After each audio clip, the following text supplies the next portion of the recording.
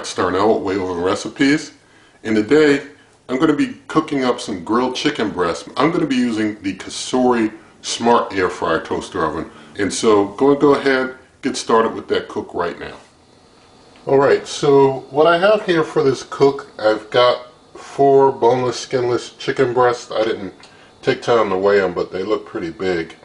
I've also got here some seasonings. I'm going to be using some Old Bay. This one's getting really low, so I got myself my big spare backup out just in case I need it. I'm also going to be using some Montreal chicken seasoning by McCormick's. Nothing in this video is sponsored, just some spices I like to use. I'm going to be using the iGrill 2 for keeping track of the meat temperature, so I've got 4 probes that I'll be using on the meat also. But before I start preparing the meat, I've got to get the cooker started up, and I want to show you inside the cooker I've got its pan. And so I'm going to go into the app here, the app for the Cosori Smart Air Fryer Toaster Oven, and I'm going into, I've made up a favorite recipe for this. I didn't really put all the ingredients and such in, but I did put in the temperature and time that I'm going to use just to set the cooker to that. And basically, this is just an easy way to get the cooker started on the settings that I like, is just to set up a favorite and just always use it. So I just use set up favorites all the time when I cook with this cooker.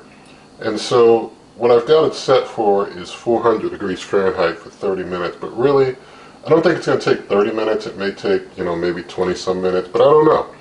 But what I'm going to do is I'm going to click on cook this dish. It's going to preheat, and click start cooking.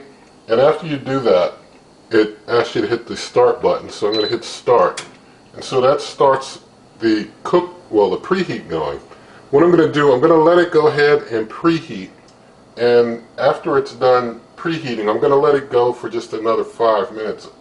I'm going to probably just let it set in preheat for an extra 5 minutes, because it'll stay in preheat for 10 minutes. So I'll just let it set in preheat for an extra 5 minutes, and then I'll put the meat on the hot pan that'll have been preheating all the way through preheat, plus like another 5 minutes or so. It should be good and hot then.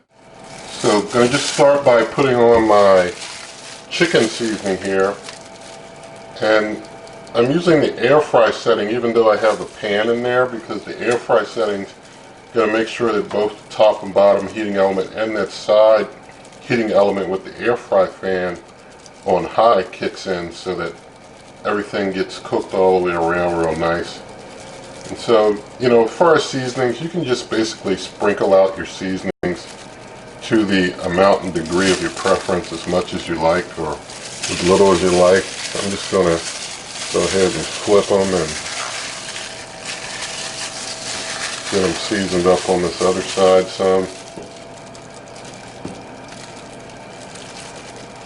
Just sprinkle this stuff out, and I use it pretty generously because it tastes pretty good. I mean, this chicken seasoning is great, Old Bay seasoning is great, and together they are like dynamite in your mouth. Just explodes with some good flavor. So Old Bay, I mean, it's a crab seasoning in Baltimore, but also we put it on basically everything because it just tastes so good. It's just a nice mixture of flavors. It gives us a little kick, but not too much kick. It gives also a nice little kind of orangey red hue to the meat, which is kind of neat. It's pretty good stuff. Just flipping these on back over like this. You're going to get the other side covered up in some Old Bay also. And now I'm just going to go ahead and put my iGrill temperature meat probes in. And since the iGrill 2 can do 4 pieces of meat, and I got 4 chicken breasts, that adds up perfectly. If you're interested in something like the iGrill 2, you can see the link in the video description for my Amazon shop, and you can go there and you can just search for iGrill 2 or look in the meat thermometer section of my Amazon shop once you're there, and It's in the meat thermometer section, and Lord willing, they have it in stock. And you can probably also pick up the seasonings through the shop there also. So, or if they're not there, you can search them out. Looks like things have finished preheating. Like I said, I'm going to let it keep going for another 5 minutes just in preheat. It will beep every minute while it's in preheat until I actually start. I have 10 minutes from the time preheat is, the temperature's been reached. I have 10 minutes to get the food in there, so I can let it just set, basically maintaining heat for 5 minutes. And so going to open up and get my meat in on this hot pan. So just set this big one over there like so. Put that over there like that. And we'll put this last one kind of right here. We'll try and get that probe up. Try to make sure all these probes are kind of pointing up so that they, aren't in a wrong position or something, but that's good. And so going to close up everything, and I'll get things all cleaned up and let things continue to cook. I'll keep track of things by temperature, not necessarily by time, because we want to make sure that our meat gets to a nice done temperature, all the chicken breasts, and we might see about maybe pulling one early or one later, but maybe not. I may just let them all go till they're all done. But I'll just let this go ahead and cook, and I'll bring you on back. I gotta hit start now that I've got the meat all in there. Alright, so things have been going for about 25 minutes now.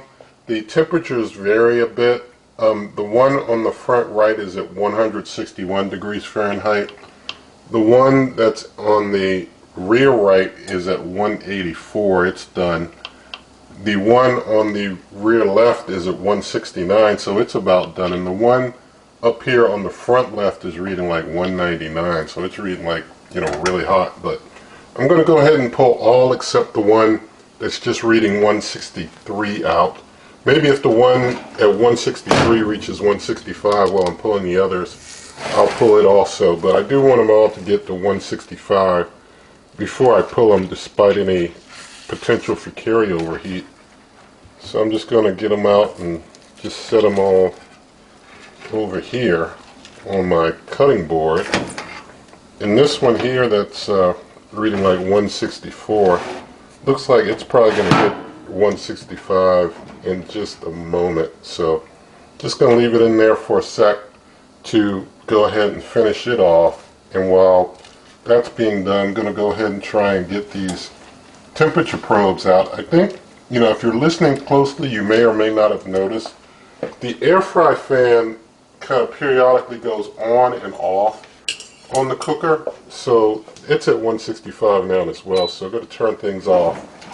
The air fry fan varies. Sometimes it's on, sometimes it's off. Right now, as I was getting this one out, it goes off, but it goes back and forth with it being on and off while things are heating. I guess the cooker tries to intelligently determine if the fan needs to be on or off. You can see the opposite side of the meat there, and you can see this side here. And just going to go ahead and get the rest of these meat probes out. Now I'm just going to give this meat a few minutes to rest, and then I'll start cutting a piece open for plating. Okay, so just let the meat rest for a little bit. I'm just going to go ahead now and cut into this big one. We'll see how it looks inside. It's cutting through real nice and easy. And there inside, you see it's like super moist inside of there. Nothing but moisture coming off of there.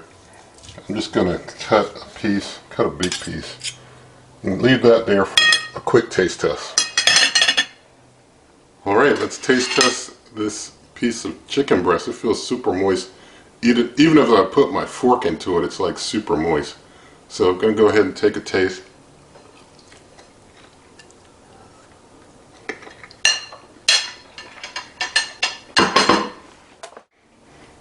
I should have cut that into a smaller piece to bite into so that I wouldn't make any type of mess when I bit into it. But that first bite is real moist and juicy, and I'm going to go ahead and just taste the second bite here.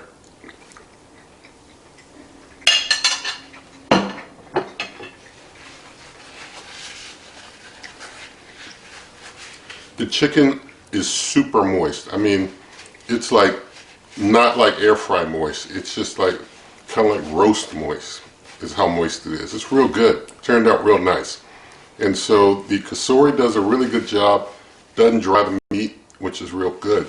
And so with all of that said, you can, get this cooker. You can see the video description. There's a referral link. Helps this channel, but you don't pay anything extra at all. Also, there's other ways to help the channel, like memberships and such. You'll see all that in the video description.